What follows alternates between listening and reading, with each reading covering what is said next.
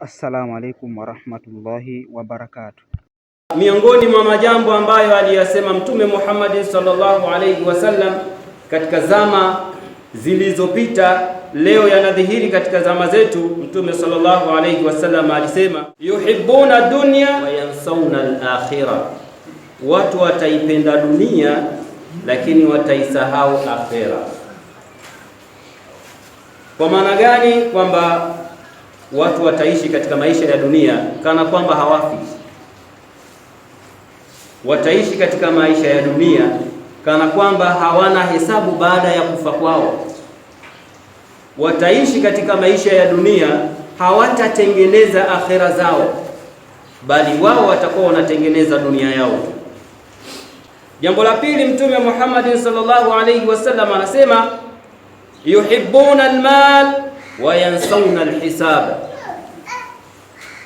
watu watakuwa wanapenda sana mali lakini wanasahau hesabu ya mali wanazozipenda.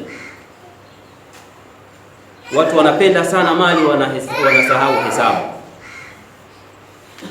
Mtu yuko tayari kwa namna yoyote ile apate mali, lakini bila kufikiria kwamba mali atakayoimiliki itakuwa na hesabu siku moja.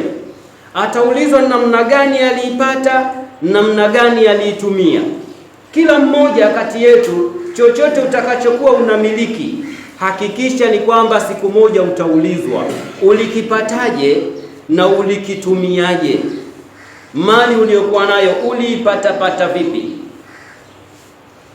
Sasa angalia, isije ikawa mali ulizokuwa nazo zimepatikana katika mazingira ya riba, au imepatikana kwa dhulma, au imepatikana kwa ushirikina. Basi hesabu yako itakuwa ngumu sana kwa Mwenyezi Mungu Subhanahu wa Ta'ala. Muda wa kuwa hesabu hiyo kwako wewe itakuwa haina faida tena, kwa sababu chochote utakachokipata baada ya kufa utakiacha. Ukishakiacha, hesabu itakayobaki ni yako. Mtume sallallahu alayhi wasallam anasema, yuhibbuna almal wa yansawna alhisab, watu watakuwa wanapenda sana mali lakini watasahau hesabu yake. Mali zetu zitahesabiwa, vipi tulizipata, vipi tulizitumia.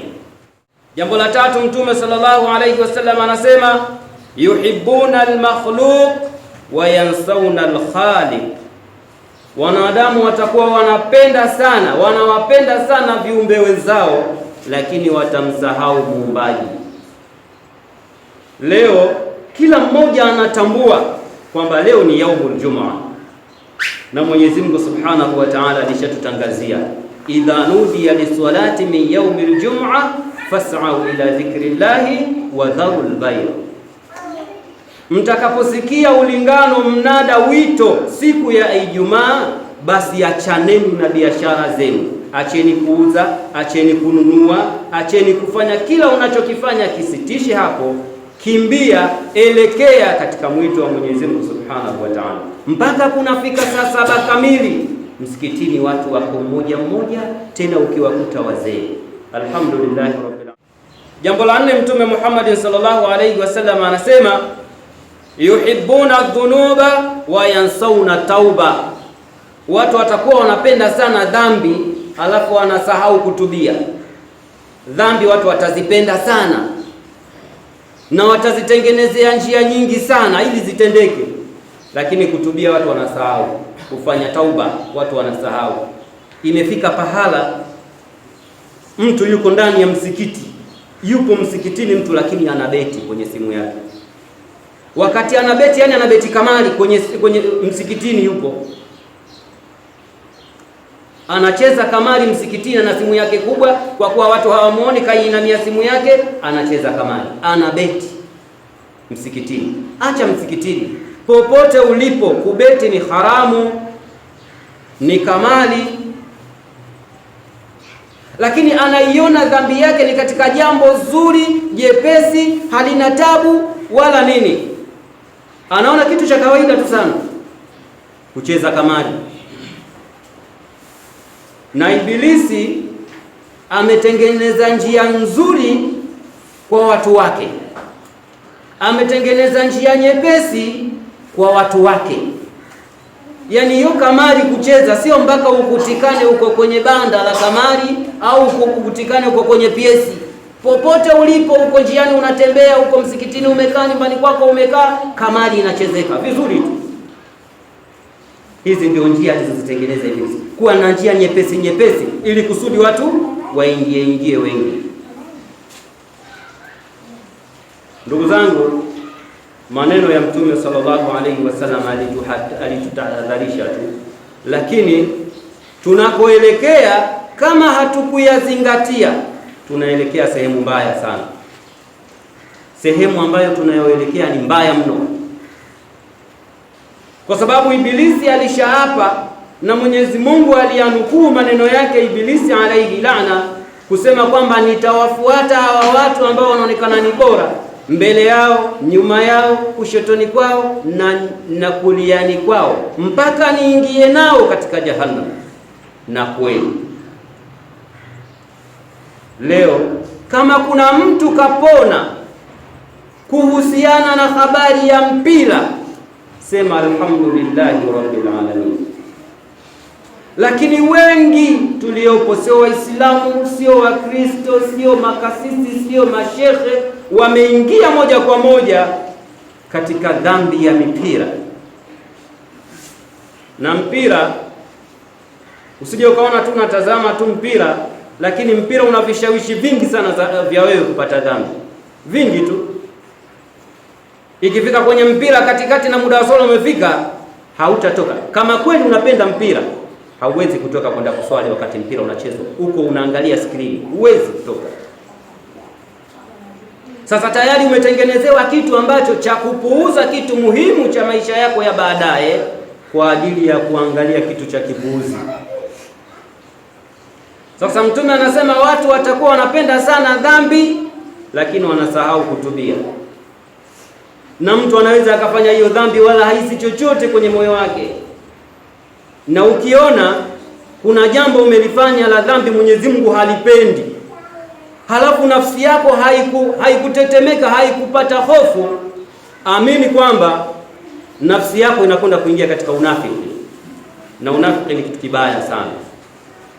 Mtume sallallahu alayhi wasallam anasema innal munafiqa yara dhambahu kadhubabati tasiru fawqa anfihi, hakika ya mtu mnafiki anaiona ile dhambi yake kama inzi anarukaruka tu hapa juu ya pua yake. Yani anaruka juu ya pua, hajagusa pua, anaruka juu ya pua nzi. Manake ni rahisi tu hata kumpunga mkono akaondoka yule nzi. Ile dhambi yake anapoiona, anaiona kitu chepesi kabisa. Lakini akasema innal mu'mina, hakika ya mtu mu'min, yara dhambahu kaljabali taqau alayhi, anaiona dhambi yake kama vile kalaliwa na mlima, anashindwa hata kupuputuka. Anapofanya dhambi halali, hatulii, nafsi yake haipoi mpaka aone amefanya istighfari, amesema na Mungu vizuri, na akawa na khaufan wa tamaa kwamba Mwenyezi Mungu huenda atakuwa amenisamehe dhambi yangu, ndio nafsi yake inatulia. Lakini hebu jiangalie wewe sasa, jikague. Una uwezo wa kwenda mpirani ukaangalia mpira masaa yote, kisha mpira ukamalizika, halafu ukaacha kuswali, swala zikakupita, ukatoka mpirani, halafu nafsi yako imetulia, huna hata wasiwasi. Ukiona umefikia kiwango hicho, unaingia katika unafiki. Sasa Mtume anasema itafika zama watu watakuwa wanapenda dhambi, wanasahau kutubia.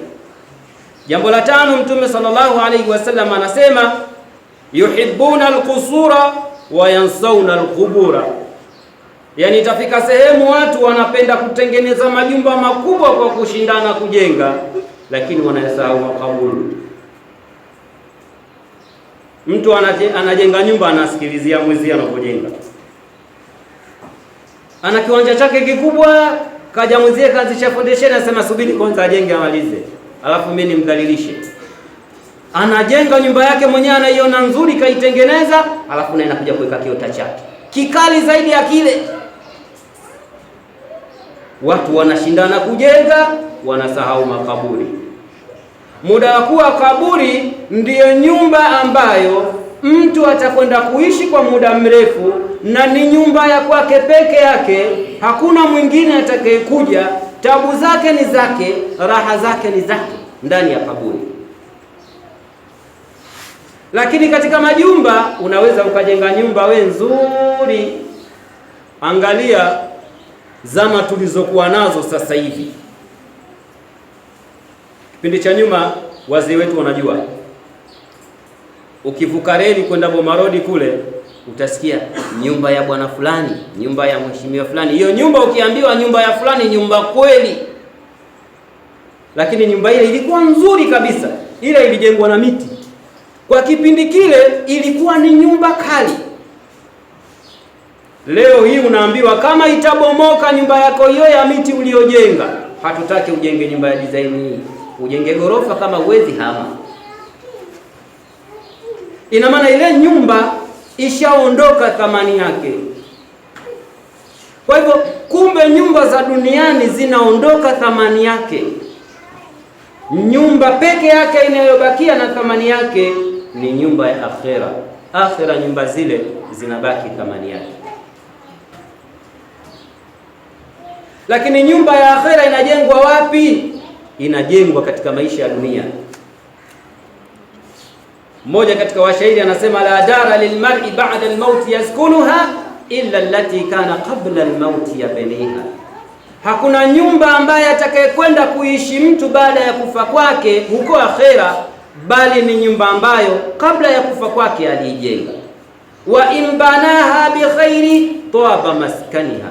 Ikiwa nyumba ulijenga katika majambo ya khairi, itakuwa nzuri nyumba yako akhera. Wa in banaha bi sharri makhaba baniha. Na kama utakuwa umejenga nyumba mbaya katika maisha ya dunia, itakuwa mbaya nyumba yako ya akhera. Mwenyezi Mungu atujalie na sisi tujenge nyumba nzuri za akhera inshallah. Barakallahu li wa lakum.